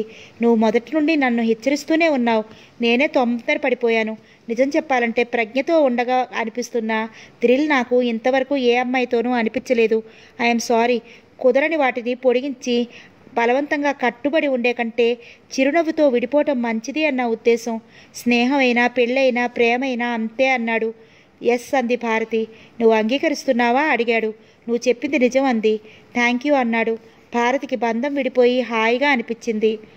స్కైవాక్ భవనం ముందు ప్రయాణికులు క్యూ కట్టి నిలబడి ఉన్నారు. ప్లెజర్ ఐలాండ్ వారు ఏర్పాటు చేసిన అన్ని విభాగాల్లోకి ఇది అత్యంత అధునాతనమైనది, అద్భుతమైన, సందర్శనీయమైన ప్లెజర్ ఐలాండ్ యాజమాన్యం వారు పేపర్లలో ప్రత్యేకంగా ప్రకటనలు చేస్తున్నారు. ప్లెజర్ ఐలాండ్లో అడుగుపెట్టిన టూరిస్టులకి అక్కడ కూడా పెద్ద పెద్ద బిల్బోర్డ్స్కి రకరకాల విన్యాసాలుగా రోదసీ ప్రపంచం బ్యాక్గ్రౌండ్గా స్కైవాక్కి రండి, రోదసీ యాత్ర చేయండి అనే ప్రకటనలు దర్శనమిస్తున్నాయి. అతి పెద్దదిగా ఉన్న ఈ స్కైవాక్ భవనం వర్తులాకారంలో బోర్లించిన పెద్ద గిన్నెలా ఉంది. బయట చుట్టూ వర్తులాకారంగా ఉన్న వరండా, ఆ వరండాలో 50 గజాలకి ఒకటిగా పెద్ద పెద్ద పిల్లర్స్ గోతిక్ స్టైల్లో ఉన్నాయి. వరండా అంతటా అద్దాల కిటికీలు, వెనీషియన్ బ్లైండ్స్ వేలాడదీసి ఉన్నాయి.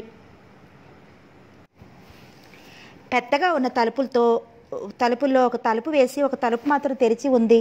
వరండాలో క్యూలో నిలబడిన ప్రయాణికులు మెల్లగా కదులుతూ వరుసగా లోపలికి వెళ్తున్నారు. సగం క్యూ జరిగింది. అరవింద్, భారతి, సుమన్, ప్రజ్ఞ, దివ్య, మణి లోపలికి వెళ్ళిపోయారు. క్యూ 3వ వంతు అయిపోతుంటే మోహన్, అమృత పరుగున వచ్చారు. ఆఖరు 5-6 మంది ఉండగా జ్ఞానేశ్వరదేవి, వ్యాక్రమూర్తి కూడా వచ్చారు. లోపలికి రాగానే ప్రయాణికులు ఒక్క నిమిషం తమని తాము మైమరిచినట్లు అయిపోతున్నారు. అక్కడ హాల్ అంతా ఇండో పర్షియన్ సంయుక్త శైలితో నిర్మితమై ఉంది. అంతరిక్షయానంలో మానవుడు సాధించిన ప్రగతి మొదటి నుంచి పెద్ద పెద్ద ఛాయాచిత్రాలతో కొంత ఉంది. కొన్ని చోట్ల కంప్యూటరైజ్డ్ ఆడియో విజువల్ ప్రదర్శించబడుతున్నాయి. ఎదురుగా ఈ స్కైవాక్ ప్రదర్శనశాల మా ఇండో అమెరికన్ ఇంజనీర్స్ యొక్క స్పాన్సర్షిప్తో నిర్మించబడి ప్లెజర్ ఐలాండ్ ప్రయాణికులకి మా ప్రత్యేక ప్రదర్శనాంకితం అని రాసుంది. గోడలకు అక్కడక్కడ ఈ స్కైవాక్ భవనం నిర్మాణ దశలో ఉన్నప్పుడు పర్యవేక్షణ చేస్తున్న Indian, Russian, American, Japanese, African, German, Jewish engineers work స్పాట్లో ఉన్న ఫోటోలు ఉన్నాయి. ఒక లక్ష్యం, ఒక ఆశయసిద్ధి కోసం పనిచేస్తున్న వారి అందరి ముఖాలు శ్రమానందంతో దీప్తివంతంగా ఉన్నాయి. వారిని చూస్తుంటే జాతి వివక్షత ఎక్కడ, మత విధ్వంసం ఎవరి కోసం చేస్తున్నారు మీరు? మనుషులందరం ఒకటే, మనమందరం ఐకమత్యంగా పనిచేస్తే ఈ సృష్టినే జయించవచ్చు అని మౌన సందేశం చూపరులకు ఇస్తున్నట్లుగా ఉన్నారు వారు. అక్కడ చంద్రుడి మీద ప్రథమ పాదముద్రలు ఆనిస్తున్న నీల్ ఆమ్స్ట్రాంగ్ ఛాయాచిత్రం పెద్దది ఉంది. దానికోసం కృషి చేసిన ఇంజనీర్స్లో ప్రముఖుల ఫోటోలున్నాయి. భూమి మీద కూర్చుని అంతరిక్షంలోకి మనుషుల్ని పంపి కంప్యూటర్ ద్వారా కంట్రోల్ చేస్తూ వారు వెళ్ళటం, భూమికి తిరిగి రావటం అనే అద్భుత సాహస ప్రక్రియ మానవ మేధస్సు ఎగరవేసిన మహాకేతనం. ఈ మానవ మేధస్సులో ఇంకెన్ని మహాశక్తులు నిగూఢంగా దాగి ఉన్నాయో, ఆ ఫలితాలను పొందనున్న భావితరాల వారు ఎంత అదృష్టవంతులో. ఈ లోపల ఈ మారణ హోమాలతో ఈ భూమిని విధ్వంసం చేయకుండా భావితరాలకి మానవ రూపంలో దాగి ఉన్న రాక్షస గణం దక్కనిస్తుందా? అది అందరికీ అప్పుడప్పుడు ఎవరో వెన్ను మీద చరిచినట్లు ఉలికిపాటు తప్పించే ప్రశ్న. గోడల్ని అలరించిన పెద్ద ఛాయాచిత్రాల్లో అంతరిక్షయానం నుంచి సుదూరంగా ఉన్న భూమిని ఫోటో తీసిన దృశ్యం ఉంది. నారింజ రంగులో చిన్న బంతిలా ఉన్న ఆ భూగోళం మనకు ఉరికినిచ్చిన ఒక దివ్యశక్తే కావచ్చు. కానీ అంతరిక్షం నుంచి చూస్తే చిన్న గోళంలా చాలా ఆనందంగా రాక్షస సంహారంలో రాక్షసుడికి ఎదురుగా నిలిచిన ఒక శాంతి పావురంలా ఉంది. ప్రేక్షకులు అందరి మనసులు ఆ ఫోటో చూస్తోంది. ఈ భూమి పట్ల ఎంత ప్రేమ వస్తోంది.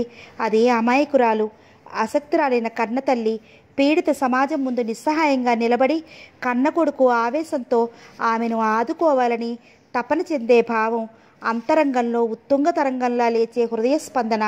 ఆ హాల్లోకి పైకి హృదయాకారంగా ఉన్న స్థలం, ఇరువైపుల నుంచి ఎస్కలేటర్స్ పైకి వెళ్ళటానికి కిందకి దిగి రావటానికి ఉన్నాయి. ప్రయాణికులు వాటి మీద నుంచి పైకి రావాల్సిందిగా మైకులో నుంచి అనౌన్స్మెంట్ వినిపించింది. అందరూ పైకి వాటి మీద నుంచి వెళ్ళసాగారు. ఆ క్యూలో అందరూ నిలవడంతో మోహన్, అమృత వెనుక జ్ఞానేశ్వరీదేవి, వ్యాక్రమూర్తి ఉన్నారు. అమృత అప్రయత్నంగా మోహన్ చేయి పట్టుకుంది. టేక్ ఇట్ ఈజీ అన్నాడతను. ఆ మాట వ్యాక్రమూర్తి, జ్ఞానేశ్వరీదేవి విన్నారు. వారిద్దరికీ ఇక్కడికి వచ్చిన ఆనందం పోయింది.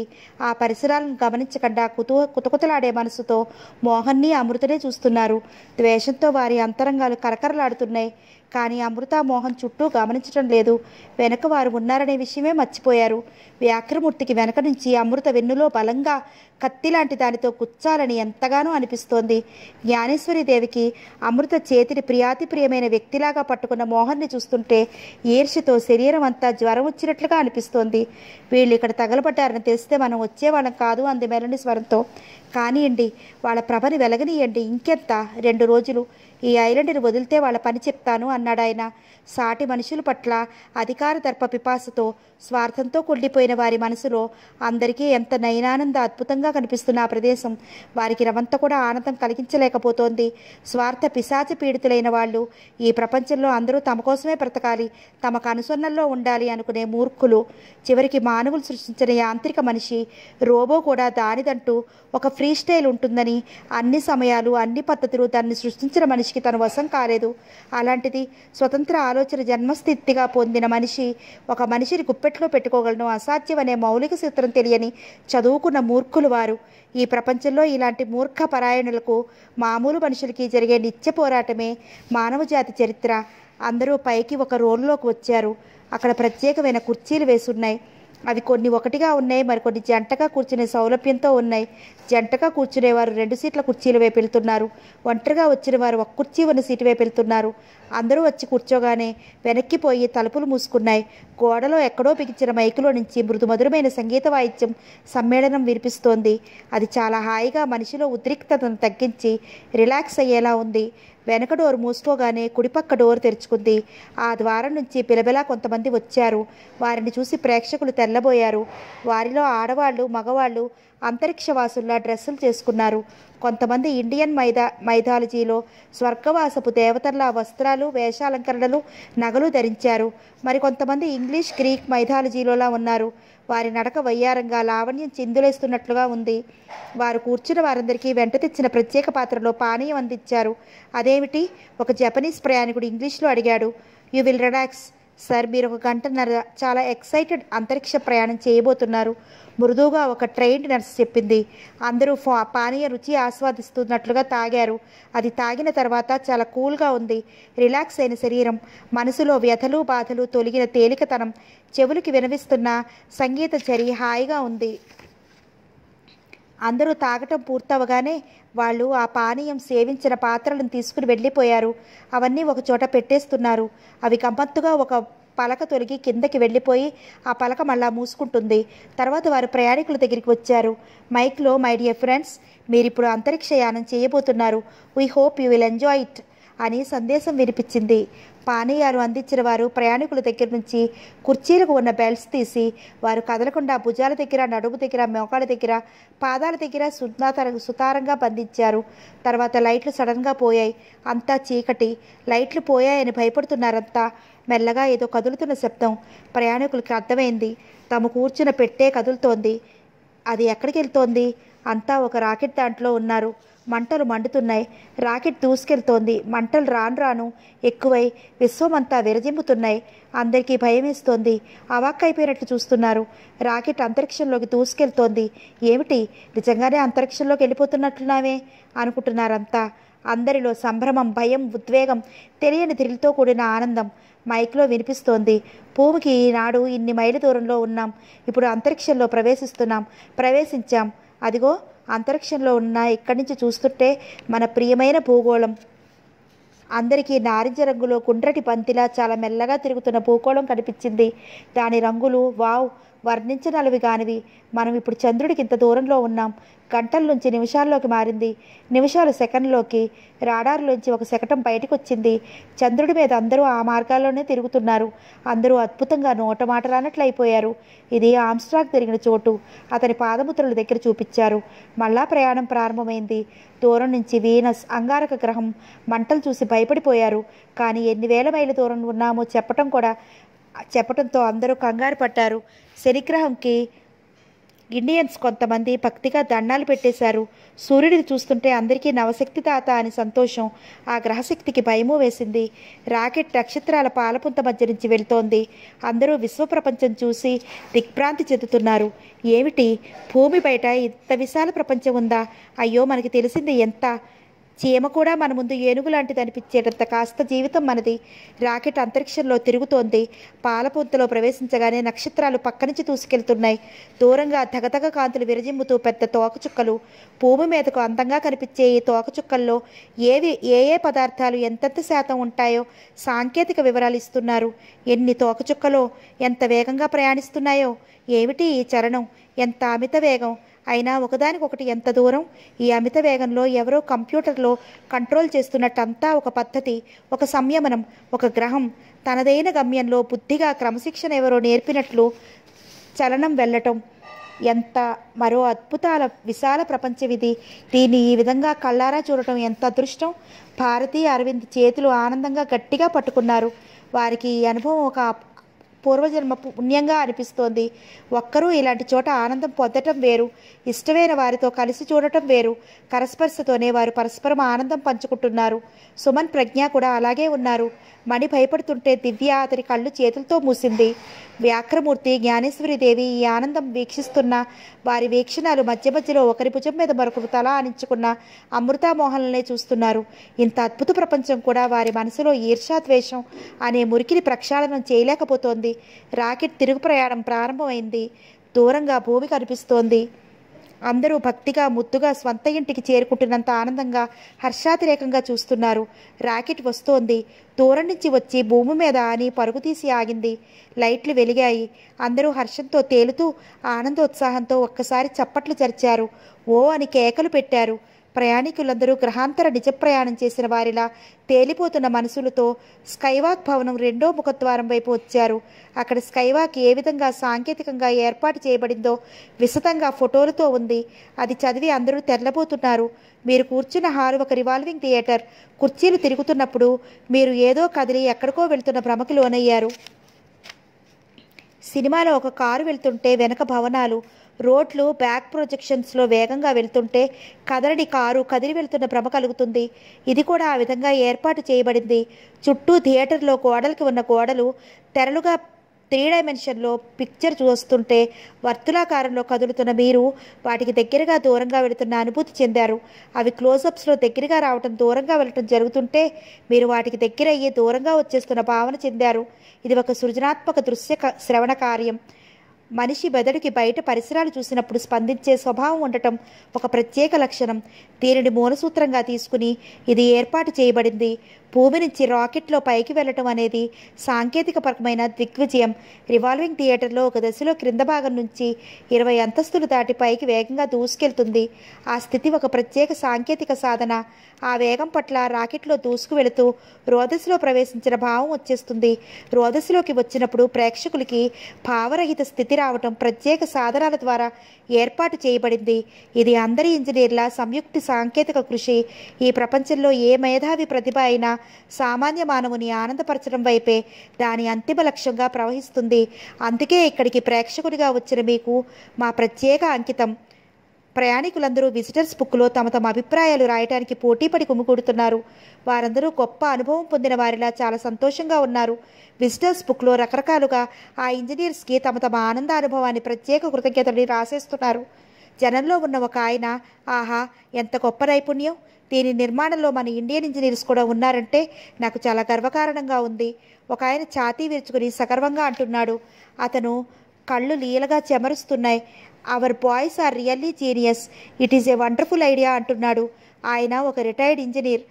ఇందులో ఏముంది, మీరు అసలు అమెరికాలో డిస్నీల్యాండ్ చూడాలి. అద్భుతం అంటే అదండి, ప్రతిభ అంటే అసలు వాళ్ళది, మన వాళ్ళదేముంది అంటూ ఒక ఆయన తీసి పారేశాడు. నేను డిస్నీల్యాండ్ చూశాను, అది ఒక అద్భుతం అయితే ఇది ఇంకో అద్భుతం, దీనికి దానికి పోలిక లేదు అన్నాడు ఒక ఫారెన్ టూరిస్ట్. అతను ఇండియా రావటం ఇది 2వసారట. ఉక్కు ఫ్యాక్టరీలో ప్రారంభ దశలో 2 ఏళ్ళు ఇంజనీరింగ్గా చేసి వెళ్ళాడట. ఐ లైక్ ఆంధ్ర, కోనసీమ చాలా బాగుంది. అది ఈ స్టేట్కే ఒక బిగ్ ఎమరాల్డ్. వచ్చి రాని 2 తెలుగు ముక్కలు కలిపిన ఇంగ్లీష్లో చెప్పాడు. అతను రష్యన్. ఇంజనీర్ గారు విమర్శించిన ఆయనని వినండి అన్నట్లు కనుబొమ్మలు ఎగరవేశారు. మన ఆంధ్రులకి ఉన్న చెడ్డ గుణం ఇదే. మన ప్రతిభను తీసి అవతల పారేస్తాం. పొరిగిట్టి పుల్లకూర బ్రహ్మాండం అంటూ ఎగపడతాం. ఈ స్కైవాక్ ఇక్కడ ఏర్పరచాలనేది అది ప్రపంచంలో ఇంకెక్కడా లేని విధంగా సాంకేతికంగా అద్భుతంగా మలచాలని అసలు తాపత్రయపడి ఆ ఊహకి శ్రీకారం చుట్టింది మన ఇండియన్ ఇంజనీరేనండి. వాళ్ళు మన బిడ్డలు. మనం మెచ్చుకోకపోతే అంతకంటే ఆత్మద్రోహం ఇంకేదీ లేదు. ఇంకో ఆయన ఆవేశంగా అన్నాడు. ఏమిటో, కాలేజీలో సీట్లే దొరకవు, అష్టకష్టాలు పడి దొరికి చదువుకున్న ఉద్యోగాలు రావు, మన పిల్లలు దేశాలు పట్టుకుపోవాల్సిన గతి పట్టింది. ఇంకో ఆయన గాఢంగా నిట్టూర్చాడు. అలా అనకండి, మేధస్సుకి ఎల్లలంటూ లేవు. విశ్వవ్యాప్తంగా వారి అవసరం ఎక్కడుంటే అక్కడికి వెళ్ళిపోతారు. మేధస్సు అనేది విశ్వమానవత్వపు ఒడిలో ఆదరణ పొందే విషయం. దానికి మన అని తప్ప నీ నా భేదాలుండవు. అందరూ ఒక్కొక్కరే బయటికి వస్తున్నారు. భారతి ఇంకా అరవింద్ చేయి పట్టుకుని వదలనట్టే ఉంది. ప్రజ్ఞ, సుమన్ కూడా అలాగే నడుస్తున్నారు. దివ్య ఫారినర్స్ వేషధారణ ఆసక్తిగా గమనిస్తోంది. జ్ఞానేశ్వరీదేవి, వ్యాఘ్రమూర్తి కళ్ళతోనే వేటగాళ్ళు వేట కోసం వెతుకుతున్నట్లు అమృతామోహన్ కోసం గాలిస్తూ చూస్తున్నారు. కానీ వారు ఇద్దరూ అక్కడి నుంచి ఎప్పుడో వెళ్ళిపోయారు. మైక్లో అనౌన్స్మెంట్ వినిపిస్తోంది. రేపు ఇక తిరుగు ప్రయాణం. ఈరోజు రాత్రి ఆఖరి రోజు. అందరూ ప్రేమపీఠం ఆనంద బందారంలో రాత్రికి డిన్నర్కి రావాలి, తప్పక రావాలి అనే హెచ్చరికలు వినిపిస్తున్నాయి.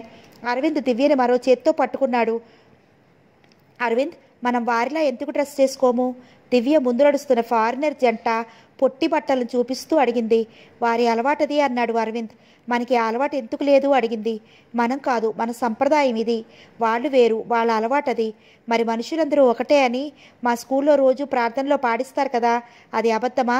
ఇదిగో ఇక్కడ ఒక హెడ్ మిస్ట్రెస్ ఉన్నారు, నీకు జవాబు చెప్తారు అంటూ దివ్యని భారతి చేతికి అప్పచెప్పాడు అరవింద్. ఏం మేడం, మనుషులందరూ ఒకటి కాదా అంది దివ్య. ఒకటే, కానీ దేశాలు వేరువేరు. మనకిక్కడ ఎండ కాస్తుందనుకో, ఇంకో చోట గజగజలాడే చలి. వాళ్ళు అప్పుడు ఒంటి నిండా బట్టలు ధరిస్తారు, మనం వేసుకుంటామా? నువ్వు ఇప్పుడు స్వెటర్లు వేసుకుంటావా అడిగింది. వేసుకోను అంది దివ్య. మనుషులందరూ ఒకటే అయినా దేశాల వాతావరణాలు వేరు, అందుకని ఆ తేడాలు. దివ్య, ఈ ఐలాండ్లో అంతటిలో నీకు నచ్చిందేంటో చెప్పు. ప్రేమపీఠంలో అటు ఇటు తిరుగుతూ అందరికీ జవాబులు ఇస్తుంటారే హాస్పిటాలిటీ కమిటీ మెంబర్స్, వారు నాకు చాలా నచ్చారు. వారా? ఎందుకని? అందరూ వారినే ఏదో ఒకటి అడుగుతూ ఉంటారా? అందరికీ వారు సాయం చేస్తూ ఉంటారు. ఎంత స్మార్ట్గా ఉన్నారో, రిసెప్షనిస్టుల కన్నా బాగున్నారు. నేను ఒక అమ్మాయిని అడిగాను, చాలా చదువుకుంది అంది కళ్ళు పెద్దవి చేస్తూ. నేను పెద్దయి ఇక్కడికి వచ్చి అదే పని చేస్తాను అంది దివ్య. భారతి నవ్వేసింది. Typical child mentality. అందరూ తన దగ్గరికి రావాలి, తనకి ప్రాధాన్యత కావాలి, ఇది దివ్యకు కావాల్సింది అంది. ఆఖరిగా ఒక్కసారి అందరూ ఐలాండ్ చుట్టి వద్దాం, ట్రైన్ ఎక్కేద్దామా అన్నాడు సుమన్. ఓ అంది ఉత్సాహంగా దివ్య. అందరూ ఎక్కి అలా అలా వెళ్ళిపోతుంటే ఎంత బాగుంటుంది అంది చప్పట్లు జరుస్తూ. బావా వెళ్దామా గారంగా అడిగింది ప్రజ్ఞ. అరవింద్ భారతి వైపు చూశాడు. భారతి అర్థమైనట్లుగా పదండి వెళ్దామంది. అందరూ ట్రైన్ ఎక్కారు. ఇప్పుడు దివ్య ప్రక్కనే ఉంది. ఎవరి మనసులో ఎలాంటి అపార్థాలు ఆదుర్దాలు లేవు. ట్రైన్ ఎక్కి ఒక్కసారిగా అలా అంతా చుట్టి రావడానికి వెళ్లారు. ప్లెజర్ ఐలాండ్ వారు పర్యాటకులకి వీడ్కోలుగా ఇచ్చే విందుకి అందరూ హాజరవుతున్నారు. ప్రేమపీఠంలో 18వ అంతస్తులో ఉన్న ఆనంద మందారం వైపు అందరూ గుంపులు గుంపులుగా వెళ్తున్నారు. మిగతా ఏ చోటులో ఎక్కడ ఎవరున్నా ఆ ప్రదేశం నుంచి వారిని డిన్నర్ టైం అని హెచ్చరికలు చేసి పంపించేస్తున్నారు. ఆ సమయంలో ఒక్క ఆనంద మందారం తప్ప ప్లెజర్ ఐలాండ్లో మిగతా విభాగాలన్నీ మూసివేయబడ్డాయి. గదుల్లో ఉండిపోయిన వారిని కూడా స్టీవార్డ్ వచ్చి టైం అయిందని హెచ్చరికలు చేస్తున్నాడు. భారతి తన పింక్ కలర్ బెనారస్ జరీపూటాల చీర జాకెట్ ధరించి చెవులకి చేతులకి మెడకి ముత్యాలు కెంపులు కలిసిన నగలు ధరించింది. ఈ పూట కొత్తగా కాస్త చూచాయిగా ముఖానికి చేసిన మేకప్ ఆమె సహజ సౌందర్యాన్ని 100 రెట్లు పెంచినట్లుగా ఉంది. ఆమె శరీరంలో విరబూస్తున్నట్లు యవ్వన స్వామ్యమే ఆమెకు ఒక ప్రత్యేక అలంకారంలా ఉంది. అరవింద్ భారతిని చూసి తెల్లబోయాడు. రోజు తనకి కనిపించిన భారతికి ఈమెకి ఎంతో వ్యత్యాసం. ఈమెలో ఒక రాజసం, ఒక ప్రత్యేక విశిష్టత, ఆమె సుసంపన్న వ్యక్తిశీలత ఆమెకు ఒక అపూర్వమైన కళని ప్రసాదించింది. అరవింద్ కళ్ళని ఆమె ప్రశంసా దృక్కులతో గమనిస్తున్నాయి. నేను లేట్ చేశానా అంది. లేదు, టైంకే వెళ్తున్నాం మనం అన్నాడు అతను. ఇంతలో పక్క గదిలో నుంచి ప్రజ్ఞ తలుపు తెరుచుకుని వచ్చింది. ఆమె సర్వాలంకార శోభిత మనోదేవిలా ఉంది. సుమన్ ఎక్కడా? భారతి అడిగింది. ముందే వెళ్ళిపోయాడు అంది కినుకగా. దివ్య, మణి ముందే బయలుదేరారు. కారిడార్ చివర అరవింద్ కోసం వెయిట్ చేస్తున్నారు. అందరూ కలిసి ఆనంద మందారం వైపు వెళ్ళే ఎస్కలేటర్ ఎక్కారు. అది పై వరకు తీసుకొచ్చి ఆగింది. అందరూ అక్కడ హాల్లో వేచి చూస్తున్నారు. ఆ హాల్ అంతా 6వ నిజాం దర్బార్ స్టైల్లో ఉంది. ఆనంద మందారం తలుపులు సరిగ్గా 6:30కి తెరుచుకున్నాయి. అందరూ క్యూలో వరుసగా లోపలికి రాసాగారు. లోపల విశాలమైన దాదాపు 3000 మంది పట్టే పెద్ద హాలు, పెద్ద పెద్ద షాండిలీర్లు, హాల్లో ఫర్నిచర్ ఎరుపు మొక్మల్కి బంగారం అది జరీ అంచుతో ఉన్నాయి. 8 మంది కూర్చునే వసతి గల గుండ్రటి టేబుల్స్, మధ్యలో డ్యాన్స్ ఫ్లోర్ ఉంది. భోజనానికి కూర్చునే వారికి ఆ ఫ్లోర్ చుట్టూ వరుసలున్నాయి. డ్యాన్స్ ఫ్లోర్ కాస్త ఎత్తుగా అందరికీ అక్కడ నాట్యం చేసే జంటలు కనిపించేలా ఉంది. ఇటు ప్లెజర్ ఐలాండ్ చూడటానికి వచ్చిన ప్రయాణికులు, అటు మేనేజ్మెంట్లో వివిధ శాఖలకు చెందిన ఉద్యోగులు అందరికీ కలిపి ఇచ్చే డిన్నర్ అది. కొత్త వాళ్ళు కూడా తెలిసిన వారిలా పలకరించుకుని ప్రయాణ అనుభవాలు మాట్లాడేసుకుంటున్నారు. అందరూ టేబుల్స్ దగ్గర కుర్చీలలో తమ తమ వారితో కలిసి బృందాలుగా ఆసీనులవుతున్నారు. అప్పటికే డ్యాన్స్ ఫ్లోర్ మీద ఒక సంగీత బృందం ఉత్సాహపూరితమైన ఆనందపు సంగీతం మృదుమధురంగా వినిపించేస్తోంది. విందు ప్రారంభానికి ముందు ప్లెజర్ ఐలాండ్ యాజమాన్యం తరఫున ఇద్దరు వ్యక్తులు పర్యాటకులకి ఈ 2 వారాలలో ప్లెజర్ ఐలాండ్లో ఎలాంటి అసౌకర్యం కలిగి ఉండదు అని ఆశిస్తున్నానని, యాత్రికులకి తమకు తెలిసినంత వరకు సుఖ సంతోషాలు కలిగించడానికే తాము కృషి చేస్తున్నామని చెప్పారు. పర్యాటకుల తరఫున ఒక మినిస్టర్ గారు జవాబు చెప్తూ, ఈ ప్లెజర్ ఐలాండ్ అనేది ఒక అద్భుతమైన ప్రపంచమని, దీనిలో తిరగటం మరో అద్భుతమైన అనుభవం అని, ఇది ఆంధ్రప్రదేశ్కి గర్వకారణమని, దీనిని ఈ విధంగా విహార పర్యటన కేంద్రంగా మార్చి యాంత్రిక జీవన కోరలో చిక్కడిన కొంతమందికైనా ఆనందం కలిగిస్తున్నందుకు తన ఆనందం వెలిబుచ్చారు. అక్కడ అడుగుపెట్టిన వ్యక్తి అతను ఒక సూపర్ సినిమా స్టార్ కానీ, ఒక రాజకీయవేత్త కానీ, ఒక మేధావి కానీ, ఇంకెవరైనా కానీ వారి స్వయం ప్రతిభ ప్రత్యేకత మర్చిపోయి మామూలు జనంలో ఒకరిగా కలిసిపోతారని, దానికి ఉదాహరణగా ఇక్కడ ఈ హాల్లో ఉన్న ప్రసిద్ధ కళాకారులు, వైద్య విజ్ఞాన విద్యా ధురంధరులు, బిజినెస్ మ్యాగ్నెట్లు, ప్రభుత్వ ఉన్నతాధికారులు వేరే నిదర్శనాలని చెప్పాడు. అలాంటి అపూర్వమైన ఈ ప్లెజర్ ఐలాండ్ని భారతదేశ ప్రజలకు కానుకగా ఇచ్చిన దేశ విదేశ సాంకేతిక నిపుణులని ఆయన మనసారా అభినందించారు. ఇది మన ముద్దుబిడ్డలైన భారత ఇంజనీర్స్ ప్రతిభ అని అన్నారు. పర్యాటకులందరూ ప్లెజర్ ఐలాండ్కి జీవితంలో మర్చిపోలేరని, దీని డబ్బు గల వర్గానికే కాకుండా సామాన్య మానవులకి కూడా ఈ ఆనందం కలిగే మార్గం ఏమిటో కాస్త ఆలోచించి త్వరలోనే ఇది సంభవం అయ్యేలా చేయమని విన్నవించుకుంటున్నానని చెప్పారు. ఆయన ప్రసంగం ముగిసింది. ప్రత్యేకంగా తయారు చేయించిన 100 కిలోల కేకుని కోశారు. విందు ప్రారంభమైంది. డాన్స్ హాల్ నుంచి సంగీత బృందం నిష్క్రమించారు. జంటలు కొంతమంది అక్కడికి వచ్చి వారి వారి దేశాల సంస్కృతిని ప్రదర్శించే డాన్సులు చేయసాగారు. హాల్ అంతా చప్పట్లతో మారుమోగిపోతోంది. భోజనం గుమగుమ హాల్ అంతా వ్యాపించింది. అందరూ ఎంతో రుచిగా ఉన్న ఆ భోజనం ఇష్టంగా, అదొక అద్వితీయమైన అనుభవంగా సంతృప్తిగా తింటున్నారు. స్పానిష్ డాన్స్ని 4 విదేశీ జంటలు అద్భుతంగా చేస్తున్నారు. భోజనాలు కూడా అందరివి అయిపోవస్తున్నాయి. మగవాళ్ళందరూ హర్షాతిరేకంతో వారి వారి పెద్దరికం మర్చిపోయి గట్టిగా ఈలలు వేస్తున్నారు. అదొక ఆనంద ఘోష. ఆ జన సముద్రాలు ముఖాలు కూడా హర్షాతిరేకంతో ఆ ఆనందమందారం హాల్ లాగానే ముఖం ఎర్రబడి ఆ హాలుకి సరిపోయినట్లుగా ఉన్నారు. అందరిలో పిచ్చి ఉద్రేకం, నవ్వులు, కేకలు, అల్లరి. ఆ హాలు ఆ క్షణంలో ఉపాధ్యాయుడు రాడని తెలిసిన విద్యార్థుల గొంతు నుండి నిండిన క్లాస్ రూమ్లా ఉంది. ఇది ప్లెజర్ ఐలాండ్లో ఆనందానుభవానికి పరాకాష్ట అనుకున్నారు కొంతమంది. నిజం నిజం అంటున్నారు మరికొంతమంది. అందరూ ఆనంద కైపులో సొమ్మసిల్లిపోయినట్లు ఉన్నారు. ఇంతలో హఠాత్తుగా హాల్లో డిమ్ అయినట్లు లైట్లు ఒక్కసారిగా కాంతివంతంగా వెలిగాయి. ఒక్కసారిగా వచ్చిన ఆ కాంతిని భరించలేనట్లు కళ్ళు చిట్లించి చూస్తున్నారు కొంతమంది. హాల్లో అక్కడక్కడా వేలాడుతూ ఇంత క్రితం భోజనం సిద్ధం డ్యాన్స్ హాల్ దగ్గరికి వచ్చి ఎవరైనా డాన్స్ చేయొచ్చు అని ప్రకటనలు ఇస్తున్న కంప్యూటర్ బోర్డ్స్లో ఒక్కసారిగా అపాయం అపాయం అనే హెచ్చరికలు రాసాగాయి. గోడల్లో అమర్చిన ఎర్ర బల్బులు ఒక్కసారిగా వెలిగి డేంజర్ డేంజర్ అని సంకేతాలు పంపసాగాయి. కొద్దిసేపటికి కానీ ఇది జనానికి ఎక్కలేదు. మైకులో త్వరగా ఎవరో తరుముకొస్తున్నట్లుగా ఒకతను, అతిథులారా త్వరగా ఈ హాలు ఖాళీ చేయండి, ప్రేమపీఠం క్రింద అంతస్తుకి వెళ్ళిపోండి, ప్లీజ్ క్విక్, ఏదో అపాయం మనల్ని చుట్టుముట్టింది అని వెంటనే హెచ్చరికలు చేయసాగారు. హెచ్చరికలు తెలుగు, ఇంగ్లీష్, హిందీ, అరబ్బీ, ఫ్రెంచ్, జర్మనీ, జపనీస్, చైనీస్ భాషలలో వివిధ మైకుల్లో నుంచి ఒకేసారి వినిపిస్తున్నాయి. అందరికీ తాము అపాయంలో చిక్కుకున్నామని అర్థమైంది.